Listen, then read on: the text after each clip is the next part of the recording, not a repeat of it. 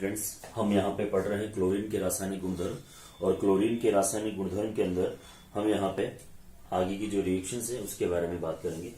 हमारे पास next reaction है तारपीन के साथ अभिक्रिया। ठीक है, तारपीन के साथ, देखो तारपीन का एक तेल होता है जिसका केमिकल फॉर्मूला होता है, और इसका जो केमिकल फॉर्मूला है वो है C10H16। ठीक है, तो जब हम इसको क्लोरीन के साथ बर्न करते हैं, जलाते हैं, तो यहाँ पे एक तो बनता है कार्बन ब्लैक, ठीक है, और साथ में बनता है HCl। तो देखिए कितने थे 16, तो मुझे यहाँ 16 ही लेने पड़ेंगे, तो यहाँ 8 ले लीजिए। ओके, तो तारपीन के साथ अभिक्रिया करके ये कार्बन का या कार्बन ब्लैक का निर्माण करता है। ठीक है बेटा, दूसरी रिएक्शन है हमारे पास, सूर्य की उपस्थिति में क्लोरीन जल वाष्प से अभिक्रिया करके ये ऑक्सीजन गैस मुक्त करती है। तो नेक्स्ट है सूर्य की उपस्थिति में, ये है सूर्य की उपस्थिति में क्लोरीन अभिक्रिया करती है जल से, और जल से अभिक्रिया करके बनाती है HCl प्लस ऑक्सीजन। ठीक है, ऑक्सीजन के लिए दो जल के अणु अपने को लेने पड़ेंगे, तो बैलेंस करने के लिए मैं यहाँ पे 2 लगाऊंगा, तो यहाँ पे क्या बनेगा HCl और ऑक्सीजन, और ये अभिक्रिया होती है सूर्य के प्रकाश की उपस्थिति में। ठीक है बेटा, तो सूर्य के प्रकाश की उपस्थिति में ये अभिक्रिया होती है। चलो भाई, इसके बाद वाली जो अभिक्रिया है हम उसके बारे में बात कर लेते हैं, H2S के साथ अभिक्रिया। ठीक है, वो चलो बाद में हम बात करेंगे उसकी। ठीक है, हाँ, H2S के साथ अभिक्रिया, ये H2S के साथ अभिक्रिया करके यहाँ पर HCl बनाती है और सल्फर को अलग कर देती है। ठीक है बेटा, H2S के साथ अभिक्रिया के बाद है कार्बन मोनोऑक्साइड के साथ अभिक्रिया। ठीक है बेटा, कार्बन मोनोऑक्साइड के साथ अभिक्रिया, CO को बोलते हैं कार्बन मोनोऑक्साइड। तो कार्बन मोनोऑक्साइड और क्लोरीन के वाष्प को जब हम प्रवाहित करते हैं, पास करते हैं एक चारकोल के ऊपर, है ना, चारकोल आपको सबको पता है, चारकोल कार्बन होता है, ठीक है, जाली होती है इसकी चारकोल के ऊपर, तो हमें यहाँ पे COCl जहरीली गैस का निर्माण होता है, जिसे हम बोलते हैं फोस्फीन, नहीं फोजीन, जिसे हम क्या बोलते हैं फोजीन। ठीक है, तो ये आपको ध्यान में रखना है, फोस्फीन PH3 होता है, ये फोजीन है। ठीक है, कार्बोनाइल क्लोराइड भी बोलते हैं इसको। ठीक है बेटा, चलो जी, अभी और भी बहुत सारी केमिकल रिएक्शन है हमारे पास क्लोरीन की, जिसके बारे में हम यहाँ पे बात करेंगे। सल्फर के साथ अभिक्रिया, ठीक है, इंपोर्टेंट में से एक है बेटा, सल्फर के साथ अभिक्रिया। क्लोरीन सल्फर से अभिक्रिया करके बनाती है सल्फर मोनोक्लोराइड। ठीक है बेटा, और सल्फर मोनोक्लोराइड जो है ये एल्कीन से अभिक्रिया करता है। ये एल्कीन के 2 अणु हैं, ये एक अणु, ठीक है, और ये सल्फर मोनोक्लोराइड, और ये एल्कीन का दूसरा अणु, और ये अभिक्रिया करके एक ऐसी गैस बनाता है जिसमें सरसों के तेल के समान गंध आती है। आप समझ गए होंगे, यहाँ मस्टर्ड ऑयल गैस का या मस्टर्ड गैस का निर्माण होता है। तो यहाँ बनता है CH2Cl, CH2S, CH2 और CH2Cl प्लस S, इसे बोलते हैं मस्टर्ड गैस। ठीक है, यह है मस्टर्ड गैस, जिसके अंदर सरसों के तेल के समान गैस के समान स्मेल आती है। ठीक है बेटा, इसके बाद हम यहाँ पे बात करेंगे बुझे हुए चूने के साथ अभिक्रिया, है ना। नेक्स्ट है मेरा यहाँ पर बुझे हुए चूने के साथ अभिक्रिया। तो आपको पता होना चाहिए चूना, बिना बुझा चूना और बुझा हुआ चूना। ठीक है, बुझा हुआ चूने का फॉर्मूला होता है कैल्शियम हाइड्रोक्साइड। तो यहाँ पर ये कैल्शियम हाइड्रोक्साइड, जिसे हम बुझा हुआ चूना बोलते हैं, इसके साथ अभिक्रिया होती है किसकी, क्लोरीन की। और जब क्लोरीन की अभिक्रिया होती है तो क्या बनता है CaOCl2, नाम तो सुना होगा, प्लस CaCl2। तो यहाँ पे 4 Cl की जरूरत होगी, तो इसे हम बोलते हैं कैल्शियम ऑक्सीक्लोराइड, या आप समझ गए होंगे इसे हम बोलते हैं विरंजक चूर्ण। ठीक है, इसे हम क्या बोलते हैं बेटा, विरंजक चूर्ण, और विरंजक चूर्ण का निर्माण होता है। अब आप बैलेंस कर लीजिए, देखिए 4 हाइड्रोजन है, ठीक है, 4 हाइड्रोजन 2 ऑक्सीजन, तो प्लस 2H2O। ये बैलेंस करना हर किसी को आना चाहिए, मैं आपको हर बार यही समझाता हूं कि रिएक्शन को रटने से अच्छा उसको समझिए, समझोगे, गौर से देखोगे तो वो चीजें ऑटोमेटिक समझ में आ जाएगी आपको कि क्या बन रहा है और क्या नहीं बन रहा है। ठीक है बेटा, चलो अब हम यहाँ पे बात करेंगे क्षार के साथ अभिक्रिया। ठीक है, ये भी एक इंपॉर्टेंट अभिक्रिया है। क्षार, क्षार से ये दो प्रकार से अभिक्रिया करता है, और आजकल तो आप अभी तो क्षार के साथ अभिक्रिया, मैं रिपीट करता हूं, क्षार के साथ अभिक्रिया ये दो प्रकार से अभिक्रिया करता है, एक तो ठंडे और तनु के साथ, एक सांद्र और गर्म के साथ। ठीक है, तो अब आप देख लीजिए अभी कोरोना काल है, और कोरोना काल में एक नाम आया था, है ना, हाइपोक्लोराइड, हाइपोक्लोराइड, हाइपोक्लोराइड, वो यही बनेगा सोडियम हाइपोक्लोराइड। ठीक है, तो यहां देखिए बेटा आप लोग सब, ये क्षार NaOH प्लस Cl2 और दूसरा क्षार ये है NaOH प्लस Cl2। ठीक है, तो हम यहाँ पे दोनों की ही बात करेंगे। ये है तनु और ठंडा, और ये है सांद्र और गर्म।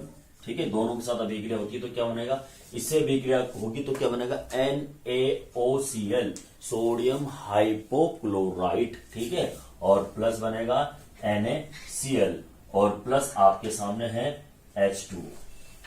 ठीक है, तो इसका नाम मिल गया हूं, इसका नाम है सोडियम हाइपोक्लोराइड। ठीक है, जो कोरोना काल में, ये जीके का क्वेश्चन बन सकता है ना। ठीक है, चलो जी, इसके बाद हमारे पास है यहाँ पे दूसरा, इसके सांद्र के साथ। ठीक है, गर्म और सांद्र के साथ, जब गर्म और सांद्र के साथ अभिक्रिया होती है तो यहाँ पे 5 NaCl प्लस NaOCl3, इसे बोलते हैं सोडियम क्लोरेट। इसका नाम क्या बेटा, सोडियम क्लोरेट। ओके, अब आप बैलेंस कर लीजिए, आपको पता है तीन ही काम में आए हैं, है ना, और यहाँ पे ऑक्सीजन भी है, एक ऑक्सीजन काम में आ गया आपके पास। ठीक, तो यहाँ पे जो बचा हुआ है हमारे पास वो क्या है बेटा, 3H2। बैलेंस है बेटा, देख लीजिए, इस तरह से आपको प्रत्येक रिएक्शन बैलेंस करनी है। चलो जी, अब हम यहाँ पे बात करेंगे क्लोरीन की ऑक्सीकारक प्रकृति। ठीक है, क्लोरीन की ऑक्सीकारक प्रकृति। ठीक, सामने देखो बेटा, ऑक्सीकारक प्रकृति, ऑक्सीकारक प्रकृति। अब इस ऑक्सीकारक प्रकृति की अगर मैं यहां पे बात करता हूं आप लोगों से, ठीक है, तो ये जो क्लोरीन है ये जल से अभिक्रिया करती है, और जल से अभिक्रिया करके बनाती है ये ऑक्सीजन। इसे बोलते हैं नवजात ऑक्सीजन। क्या बोलते हैं बेटा इसको, नवजात, नेसेंट ऑक्सीजन। और ये नवजात ऑक्सीजन किसी भी यौगिक से अभिक्रिया करके उसका ऑक्सीकरण कर देती है। तो ऑक्सीकरण में पहला है कि ये SO2 को कन्वर्ट करती है H2SO4 में, और क्लोरीन, ऑब्वियसली बात है, क्लोरीन का जलीय विलयन लेंगे हम हर जगह। ठीक है बेटा, तो यहां देखिए, ये chlorine react with SO2 presence of water, मतलब जलीय विलयन में, तो क्या बनाएगा, H2SO4। ठीक है, प्लस 2HCl। ठीक है, तो ये सल्फर डाइऑक्साइड को सल्फ्यूरिक अम्ल में परिवर्तित कर देता है। ये है इसका पहला पॉइंट। ठीक है, सेकंड देखिए, ये जो है सोडियम सल्फाइड को सोडियम सल्फेट में परिवर्तित कर देती है। Second number, sodium sulphide Na2SO3 को बोलते हैं सोडियम सल्फाइड। ठीक है, सोडियम सल्फाइड क्लोरीन से अभिक्रिया करके ऑक्सीकृत हो जाता है सोडियम सल्फेट में प्लस 2HCl। इजी है। ठीक है, बस ये फॉर्मूले याद रखना पड़ेगा आपको, है ना। थर्ड रिएक्शन देखिए बेटा इसकी, है ना। तीसरी, सोडियम नाइट्राइट क्लोरीन से अभिक्रिया करके सोडियम नाइट्रेट, ये फॉर्मूला आपको ध्यान में रखना पड़ेगा। इसको बोलते हैं बेटा सोडियम नाइट्रेट, इसे बोलते हैं सोडियम नाइट्राइट। तो sodium nitrite convert into sodium nitrate. ठीक है, ओके, तो यहां पे ये इसके ऑक्सीकरण की रिएक्शन है। और देखते हैं,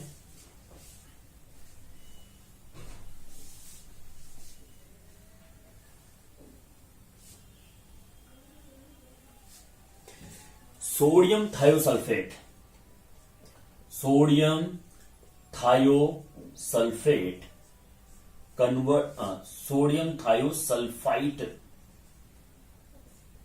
कन्वर्ट इनटू सोडियम थायोसल्फेट।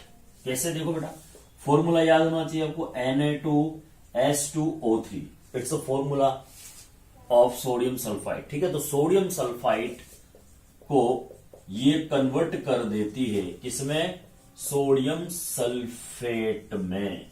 ठीक है, +2HCl। मैंने कहा था केवल आपको नाम याद रखना है, इसका नाम है सोडियम थायोसल्फाइट और वो है सोडियम थायोसल्फेट। ठीक है बेटा, ओके। अब H2S से अभिक्रिया, क्लोरीन एक और अभिक्रिया यहां पे है ना, ध्यान रखना। ऑक्सीकरण में भी ये H2S से अभिक्रिया करती है क्लोरीन, और इसको इस और HCl इसको सल्फर में कन्वर्ट कर देती है ना, सल्फर अलग कर देती है। ठीक है बेटा, इसके बाद है हमारे पास यहां पर क्लोरीन फेरस सल्फेट को फेरिक सल्फेट में भी कन्वर्ट करती है। ठीक है, तो ये देखिए 2FeSO4 + Cl2 + H2SO4 क्लोरीन का अम्लीय विलयन जो है वो फेरस सल्फेट को कन्वर्ट करता है फेरिक सल्फेट में। ठीक है, और आपको पता है फेरस और फेरिक में डिफरेंस आपका याद है सही, ये है फेरिक सल्फेट, क्योंकि इसकी ऑक्सीकरण अवस्था क्या है, +3, इसकी +2 है, तो इसे हम बोलते हैं फेरस सल्फेट। तो ये फेरस को फेरिक में चेंज करता है। एक और है, ये सोडियम आर्सेनाइट को सोडियम आर्सेनेट में कन्वर्ट करता है। ये देखिए, ये है हमारे पास Na3ASO3 react with chlorine plus water and form Na3ASO4 + 2HCl। ये है सोडियम आर्सेनाइट और ये है सोडियम आर्सेनेट। तो सोडियम आर्सेनाइट को सोडियम आर्सेनेट में कन्वर्ट करती है कौन, क्लोरीन। ठीक है, इसके बाद देखिए ये FeCl2 को क्लोरीन जो है FeCl3, ये वैसी है फेरिक और फेरस वाली। ठीक है, तो ये फेरस क्लोराइड को फेरिक क्लोराइड में कन्वर्ट कर देती है। समझ में आ रही बेटा आपको?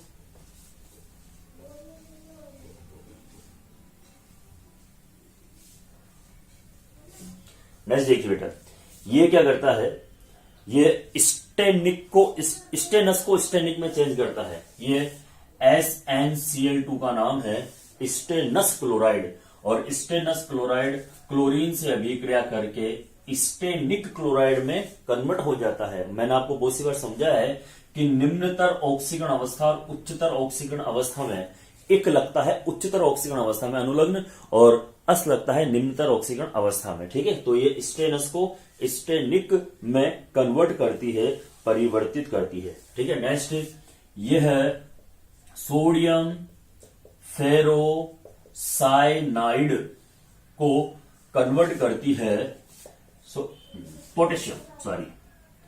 ये है पोटेशियम फेरोसाइनाइड को चेंज करती है पोटेशियम फेरी साइनाइड में। ठीक है, चलो जी, 2K4FeCN6 ये कॉम्प्लेक्स कंपाउंड है। ठीक है, जो हम कॉम्प्लेक्स में भी इसको वापस से पढ़ेंगे। ये क्लोरीन से रिएक्ट करता है और क्लोरीन से रिएक्ट करके ये बनता है 2K3FeCN6 ओके, +2KCl ये है पोटेशियम फेरोसाइनाइड का फॉर्मूला, और ये पोटेशियम फेरीसाइनाइड का फॉर्मूला। ठीक है, और जब हम यहाँ पे वो प्रैक्टिकल करते हैं वहां भी इसका बहुत सारा यूज है, 3rd ग्रुप में 4th ग्रुप में है ना, इसका उपयोग होता है निकालने के लिए। ठीक है, चलो जी, इसके बाद हम यहाँ पे बात करते हैं, ये पोटेशियम मैग्नेट को पोटेशियम परमैग्नेट में परिवर्तित कर देता है।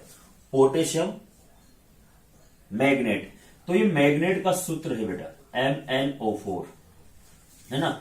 ये रिएक्ट करता है क्लोरीन से और ये चेंज करता है पोटेशियम परमैग्नेट। ये परमैग्नेट का सूत्र है, ये मैग्नेट का सूत्र है, प्लस 2KCl। ओके, तो ये पोटेशियम परमैग्नेट को पोटेशियम मैग्नेट को पोटेशियम परमैग्नेट में परिवर्तित करता है, कौन? क्लोरीन। ठीक है, इसके बाद हम यहां पे बात करेंगे अमोनिया से अभिक्रिया, रिएक्ट विद अमोनिया। अमोनिया से भी दो प्रकार की रिएक्शन होती है और वो भी इंपोर्टेंट रिएक्शन में से एक है ना। दो कंडीशन है बेटा, यहां पे ध्यान देना थोड़ा सा। ये है अमोनिया के साथ अभिक्रिया। ठीक है, अब अमोनिया के केस में क्या होता है, दो कंडीशन है, या तो आपने अमोनिया आधिक्य में लिया है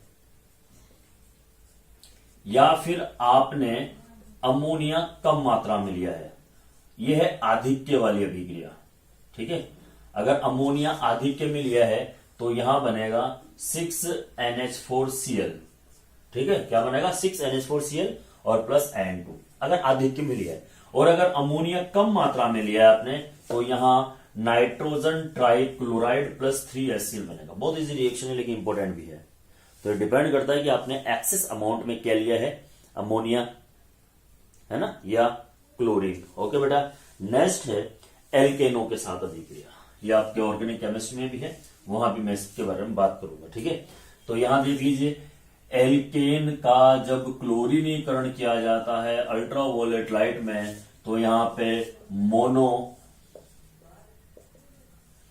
डाई ट्राई